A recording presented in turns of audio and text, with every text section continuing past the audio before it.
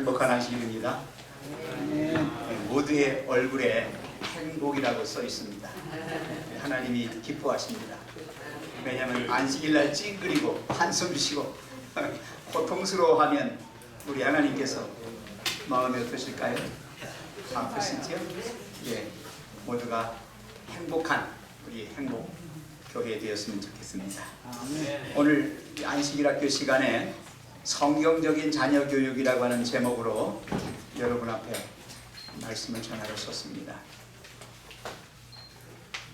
오늘날 교육에 문제가 많다고 그럽니다. 문제 없는 것이 어디 있겠어요? 인생사 다 뭐예요? 인생사가 다 뭐예요? 문제입니다. 예.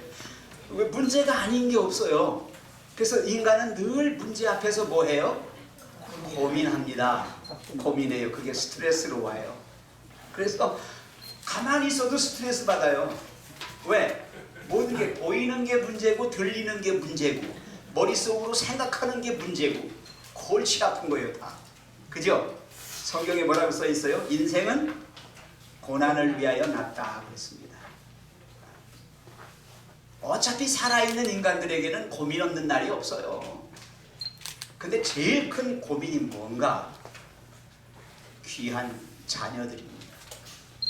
이 자녀들을 어떻게 잘하게 할 수 있을까? 그게 가장 큰 고민이에요. 그래서 오늘 저는요, 성경에서 말씀하는 자녀 교육, 그 대원칙적인 것 몇 가지만 좀 말씀드리려고 합니다. 이 세상에서의 교육에는 여러 가지 문제가 좀 있어요. 네. 제한적이죠.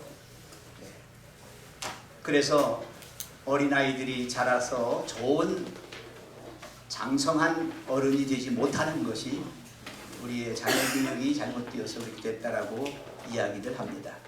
옛날에는 학교에 아이들을 보내면 선생님 만나면 부모님들이 뭐라고 그랬어요?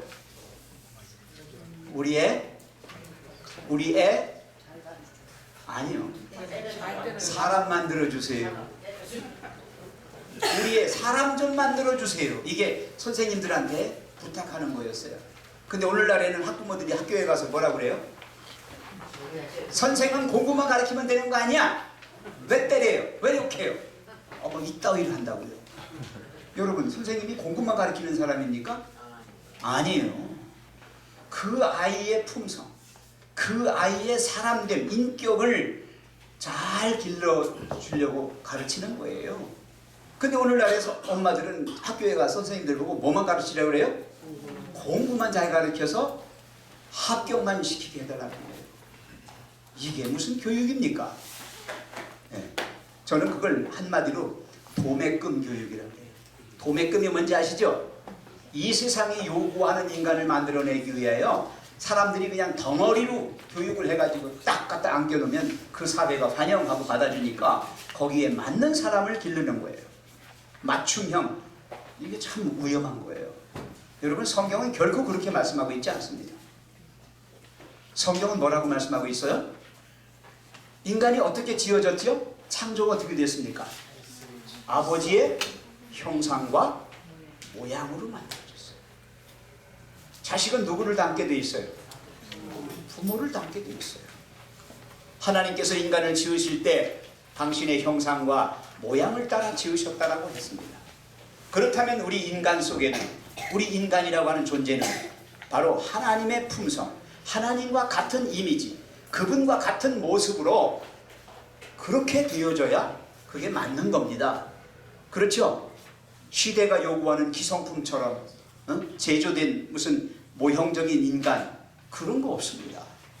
하나님은 사람을 지으실 때 각각 다르게 지으셨습니다.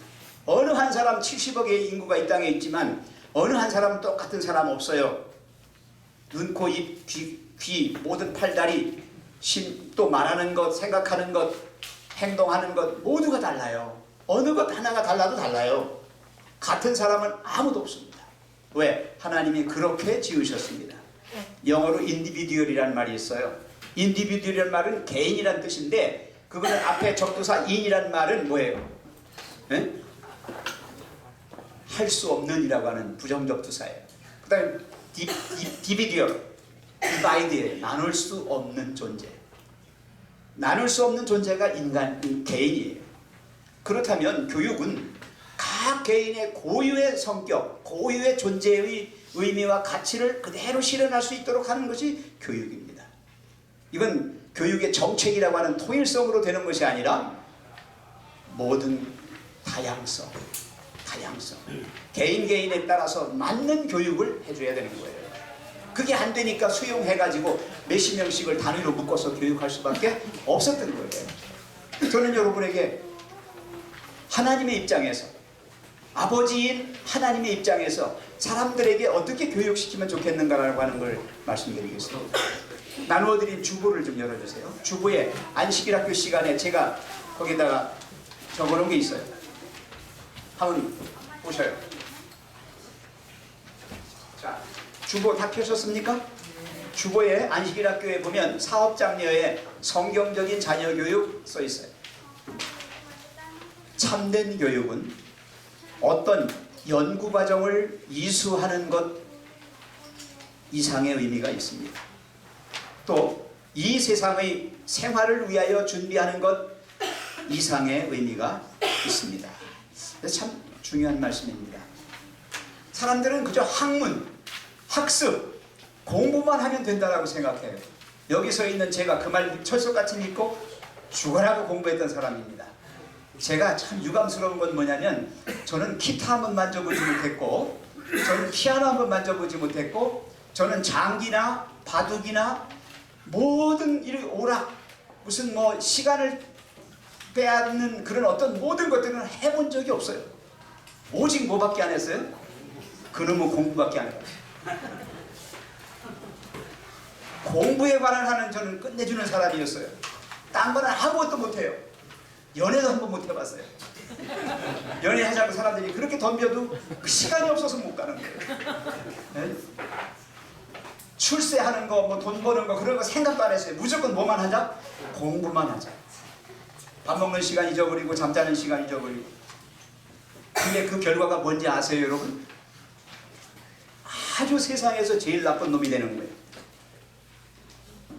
저는 여러분에게 심하게 좀 말합니다.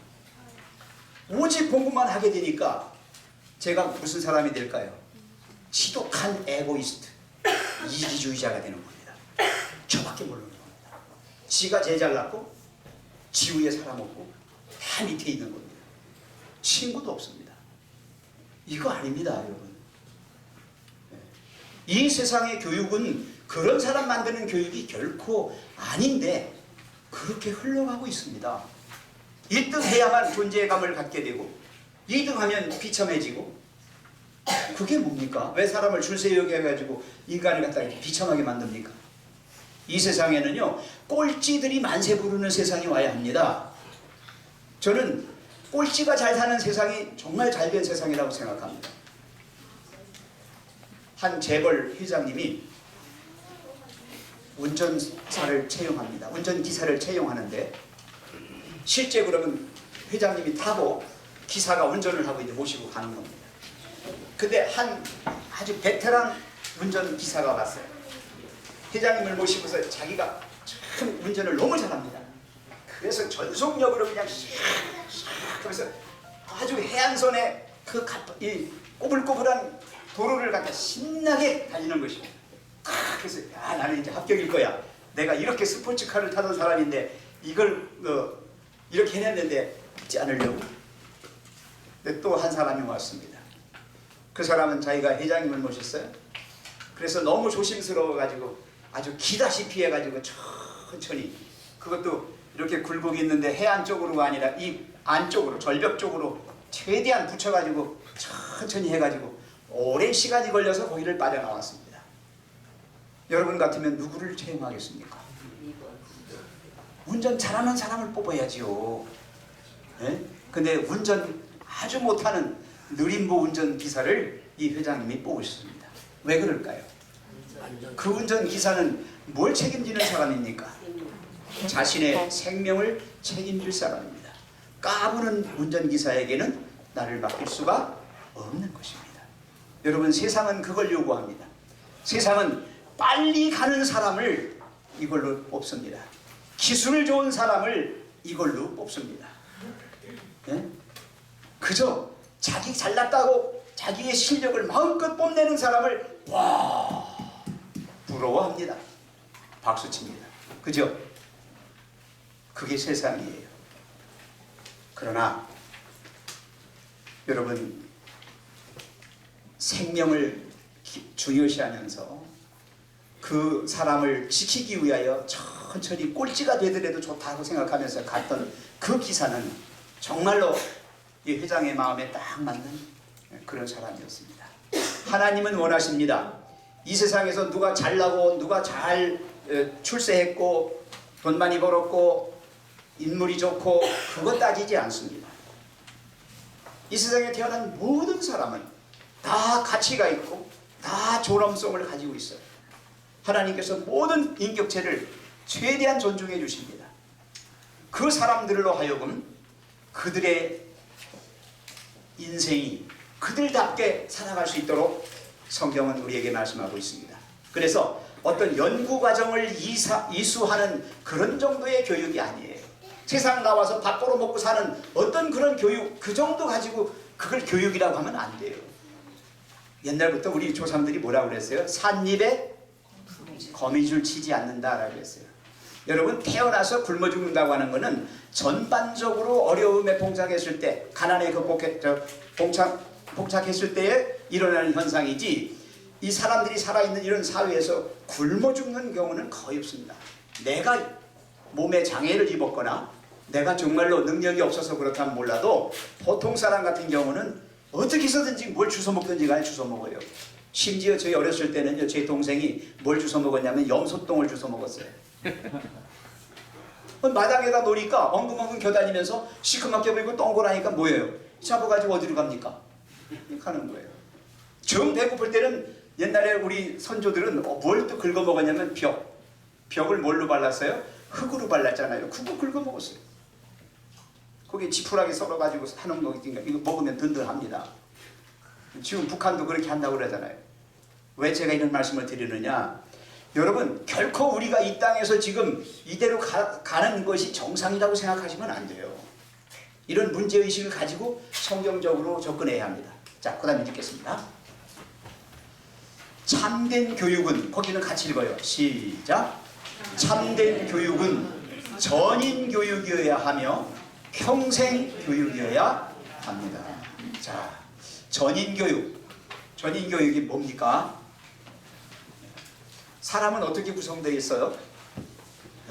지정의. 그렇죠? 네. 지식과 품성과 그 다음에 뭡니까? 기능, 재능. 우리는 삼육교육이라고 하죠? 삼육이 뭐예요? 지, 덕, 채. 이게 그거예요. 지정의예요. 그대로입니다.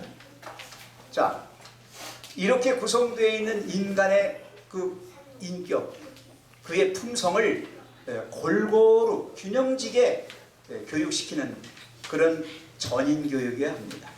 그런데 이 세상은 어떤 사람을 원해요? 이 세상은 전문가 시대예요. 파시얼맨, 부분적 인간을 원합니다. 뭐 하는 가지에 똑소리 나는 기술 가지거나 재능 있는 그런 사람을 원하는 게 이 세상입니다. 어느 하나에. 그러나 여러분, 우리는, 인간은 제가 무슨 존재라고 그랬어요? 전인, 홀빙, 골고루 갖추어진 균형 잡힌 그런 사람이 제대로 된 사람이에요. 그런 전인 교육이어야 한다는 거예요. 그래서 지식적인 교육만이 아니라 품성 교육도 해야 되고 우리의 신체와 정신을 건강하게 건전하게 만드는 그런 교육도 같이 병행되어야 합니다. 그 다음에 또 뭐라고 그랬습니까? 전인 교육이어야 하고 평생 교육이어야 한다고 그랬어요. 학교 다닐 때만 공부하고 끝나는 게 아닙니다. 죽을 때까지 공부합니다. 제가 알기로 우리 김영수 집사님 요새 무슨 공부하는 걸로 알고 있는데 뭐 공부하세요? 중국어. 왜? 학생 때 하시네 이제. 잘하셨습니다. 죽을 때까지 하는 거예요, 공부는. 꼭 무슨 뭐 클래스에 들어가서 하는 게 공부가 아니라 평생을 살아가면서 뭔가 나의 발전과 나의 개발을 위하여 노력하는 것은 공부입니다.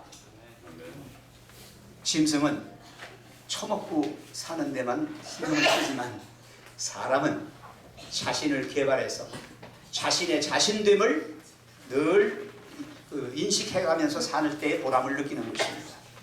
그게 사람이에요. 제가요 한때 그렇게 공부만 하던 사람이 지금 하나님을 만났습니다. 30대 중반에 가서 하나님을 만났어요. 그리고 나서 그때 깨달은 것입니다. 아, 내가 헛살았구나. 그래서 이제 나는 새롭게 변해야 되겠다. 어떻게 변하느냐? 생각해 보세요. 30대 후반이 대학교에 또 들어갔습니다. 대학교 학생으로 들어갔습니다. 세상에서 여발한 듯이 남들 앞에 뻥뻥거리던 사람이 들어갔어요. 어떻게 됐겠어요? 아, 제 스스로가 저절로 변해지는 것입니다. 그리고 모든 것이 새로워지고 신기해지는 것입니다. 저는 여러분에게 말씀합니다. 하나님은 여러분들이 생각하고 여러분들이 계획한 대로 가는 인생의 길을 가는 걸 좋아하시지 않습니다. 하나님께서 여러분의 인생을 계획하시고 그 길을 가는 것을 손뼉치며 기뻐하십니다. 하나님이 사람의 걸음을 정하시고 그 가는 길을 기뻐하시나니, 그죠? 그는 넘어지나 아주 엎드러지지는 않는다. 하나님께서 붙잡아 일으켜 주셔서 걸어갈 수 있도록 해주신다. 네, 교육은 이처럼 전인 교육이어야 하고 평생 교육이어야 합니다. 그리고 또 뭐라고 했나요? 즉 지덕체의 능력이 일생 동안에 걸쳐서 균형지고 원만하게 발달되어야 한다는 뜻이다. 이렇게 제가 말씀을 맺었습니다. 자, 이제 구체적인 거 한두 가지만 말씀드리고 끝내겠습니다. 교육의 참 목적은 뭡니까? 교육의 최종 목적이 뭐예요? 출세하라고? 돈 많이 버는 좋은 직장 잡으라고? 교육의 목적이 뭐죠? 교육의 목적 자기 개발. 네, 근접했어요. 자, 또요. 예, 사람답게 살기 위해서. 교육의 최종 목적은 따라 하십시오. 하나님의 형상과 모양을 회복하는 것입니다. 그것밖에 없어요. 인간의 형상과 모양이 하나님을 닮아야 돼요. 근데 그것이 죄로 말미암아 어떻게 됐어요? 망가져 버렸어요. 훼손됐어요. 그래서 그것을 본래의 모습, 본래의 형상으로 어떻게 해야 돼요? 회복하는 것이 교육의 최종 목표입니다. 혹시 여러분들 자신들을 생각해 볼 때 하나님의 그 품성에 많이 근접해 있습니까? 하나님의 형상과 모양을 많이 닮아 있습니까? 그러면 어디서 얻어온 사람인지 몰라요. 우리 아버지는 분명히 누구십니까? 하나님이십니다.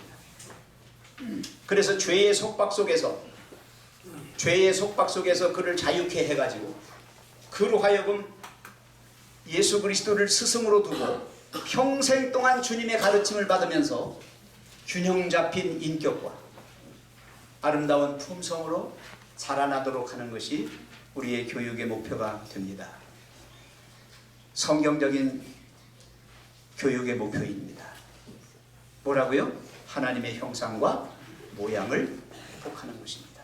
그렇다면 부모님들은 어떻게 교육해야 합니까? 두 가지입니다. 사랑과 신뢰입니다. 하나님이 우리를 사랑하시는 것처럼 사랑하십시오. 하나님이 우리를 사랑하시는 것처럼 사랑하십시오. 그렇게 사랑하셨습니까? 해보셨습니까? 그리고 신뢰하십시오. 자기 자식을 부모가 안 믿어주면 누가 믿어주겠습니까? 세상에 아무리 돌팔매를 던진다 하더라도 그 아이는 내 자식입니다. 그렇다면 그를 끝까지 믿고 지켜주어야 합니다. 이것이 결여되면, 사랑과 신뢰가 결여되면 아이들은 압니다. 우리 부모가 나를 사랑하지 않는구나, 우리 부모가 나를 믿어주지 않는구나 하는 것을 알게 되면 애들은 배반합니다. 반드시 배반합니다. 왠지 아세요? 아이들은 부모를 공경하고 부모 말씀에 순종하기 때문에 그렇습니다. 내가 이 사람들 밑에서는 절대 순종 못해. 내가 이 사람들을 절대로 존경 못해. 그래서 가장 위대한 부모는 누구냐? 자식들이 부모님 존경합니다. 이 말을 듣는다면 그 부모는 성공한 부모입니다. 뭐라고요? 다시 한번 얘기합니다. 부모는 자식을 어떻게 교육하라고요? 사랑하고 신뢰함으로 교육하십시오. 아이들요, 지금 잘하는 거 자기 마음에 안 든다고 마음대로 하지 마세요. 하나님은요, 더 분통 터지셔도 가만히 참고 계셔요. 우리 하는 짓거리 보세요. 이게 하나님 마음에 들겠습니까? 지금 하나도?